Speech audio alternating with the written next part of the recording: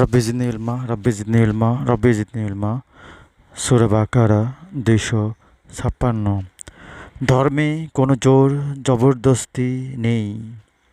নিশ্চয়ই সুপথ প্রকাশ্যভাবে কুপথ থেকে পৃথক হয়েছে।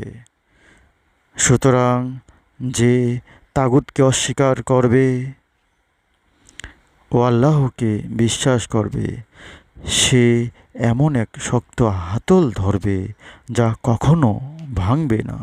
আল্লাহ সর্বশ্রোতা, জ্ঞানময়। লা ইকরাহা ফিদ্দীনি কদ তাবায়্যানার রুশদু মিনাল গায়য়্যি ফামান ইয়াকফুর বিত্তাগুতি ওয়া ইউমিন বিল্লাহি ফাকাদ ইসতামসাকা বিল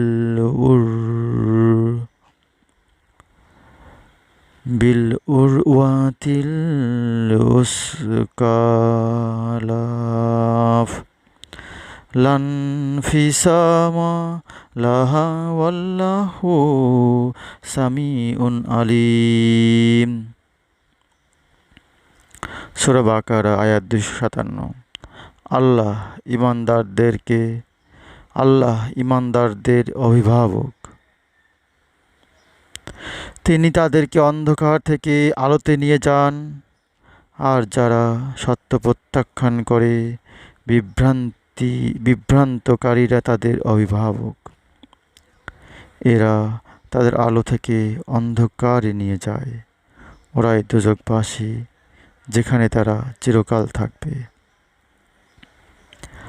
আল্লাহু ওয়ালিউল্লাযীনা আমানু ইউখরিজুহুম মিনাজ-জুলুমাতি ইলান-নূরি ওয়াল্লাযীনা কাফারু আউলিয়াউহুমুত তাগুতু ইউখরিজুনাহুম মিনান-নূরি ইলাজ-জুলুমাতি উলাইকা আসহাবুন নারি হুম ফিহা খালিদুন।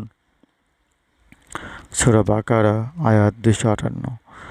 তুমি তাকে কি জানো, যে ইব্রাহিমের সাথে তার রব সম্বন্ধে বিতর্কে লিপ্ত হয়েছিল, যেহেতু আল্লাহ তাকে রাজত্ব দিয়েছিলেন।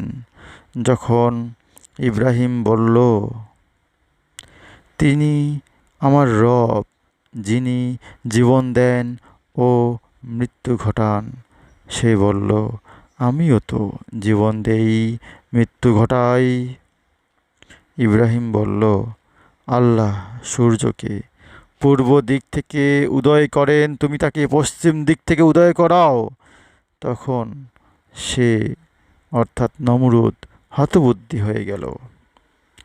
আল্লাহ জালেমদেরকে সুপথ দেখান না। আলাম তারা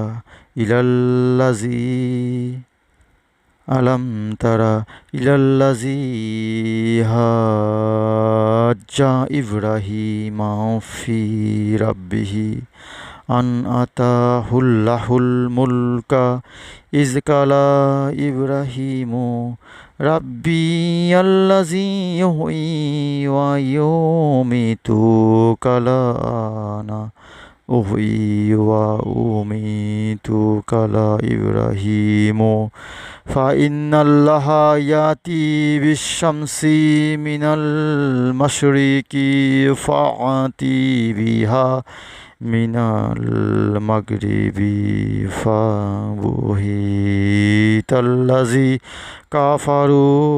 কাফারা ওয়াল্লাহু লা ইয়াহদিল কাওমাজ জালিমিন। সূরা বাকারা আয়াত 259। সে ব্যক্তির কথা স্মরণ করো, যে এমন এক নগরে উপনীত হয়েছিল যা ধ্বংসস্তূপে পরিণত হয়েছিল। সে বলল, মৃত্যুর পর আল্লাহ কিভাবে জীবিত করবেন?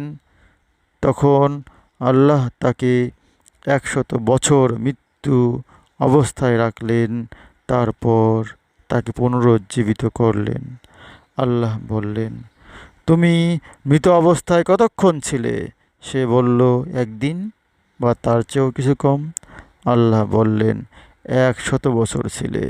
তুমি খাদ্য পানীয় ও গাথাটির প্রতি লক্ষ্য করো, উহা অবিকৃত রয়েছে।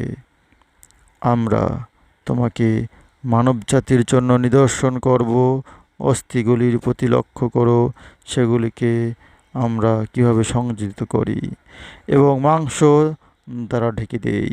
যখন এটি সুস্পষ্ট হলো, তখন সে বলল, আমি জানি যে আল্লাহ সর্ববিষয়ে সর্বশক্তিমান। এখানে আমরা বলতে আল্লাহর সমস্ত কর্তৃত্ব বোঝানো হয়েছে।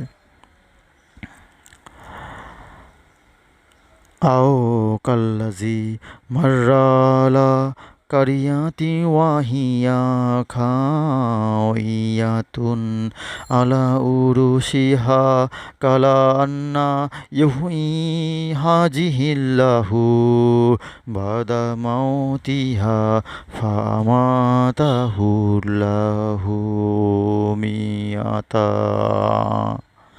মিয়াতা আমিন সুম্মা বাসাহু কালা লাবিস্তু ইয়াউমান আও বাজা ইয়াউমিন কালা বাল্লা বিস্তা মিয়াতা বাল্লা মিন ফানজুর ইলা তামিকা ওয়া শারাবিকা লাম ইয়াতাসান্না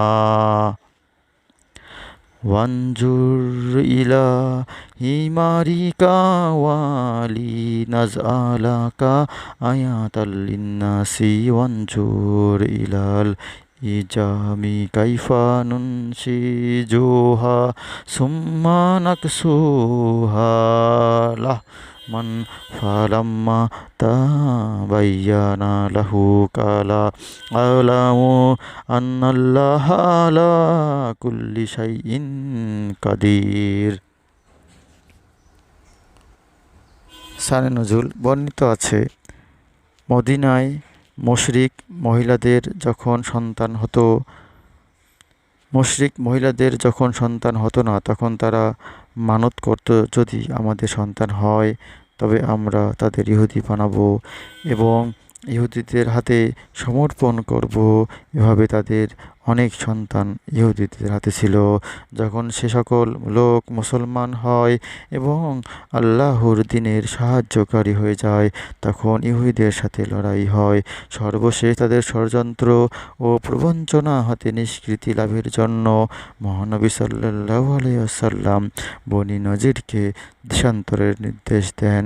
তখন আনসারগণ ইহুদিদের নিকট গচ্ছিত নিজেদের সন্তানদেরকে ফেরত নিতে আবেদন করেন, যেন নিজেদের সংস্পর্শে রেখে মুসলমান করে নিতে পারেন। তখন আলোচ্য আয়াত নাজিল হয়। আল্লাহু আকবার। আজকে পড়লাম 256 থেকে 259 পর্যন্ত সূরা বাকারার। হে আল্লাহ, আমাদের কোরআন বুঝে পড়ার তৌফিক দান করো, আমাদের সহি পথে চলার তৌফিক দান করো। হে আল্লাহ, তুমি তো একমাত্র সাহায্যকারী, আমরা শুধু তোমার কাছে সাহায্য প্রার্থনা করি। আমিন।